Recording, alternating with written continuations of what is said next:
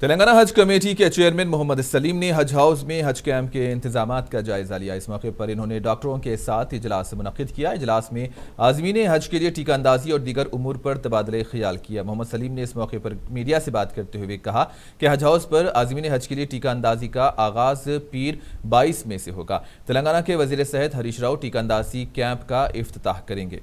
इन्होंने कहा कि तेलंगाना हुकूमत और हज सोसाइटी की जानिब से आज़मीन हज को बेहतर से बेहतर सहूलतें फराहम करने के इक़दाम किए जा रहे हैं ताकि आज़मीन हज को कोई तकलीफ ना हो पाए। हरीश राव साहब इनाग्रेशन करेंगे 11 से 11:30 के बीच में इंशाल्लाह ताला। वैक्सीनेशन यहाँ पर सुबह में 11 से 11:30 बजे स्टार्ट करेंगे। पूरे डॉक्टरों की टीम है, गवर्नमेंट डॉक्टर्स, क्योंकि सेंट्रल गवर्नमेंट जो है ना, गवर्नमेंट हॉस्पिटल के गवर्नमेंट डॉक्टर्स होना बोल के, गवर्नमेंट वैक्सीनेशन ये करना बोल के जो है ना ऑर्डर दी।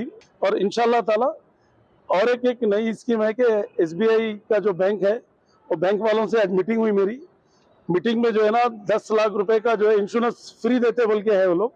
उनके और क्या है उसके स्कीम समझ के फ्री 10 लाख का इंश्योरेंस हर हाजी को जो है, जो 700 रुपए का कार्ड बनाएंगे उनके लिए देंगे बोल के है। तो यहाँ पर वो भी स्टॉल लगाएंगे हम SBI का।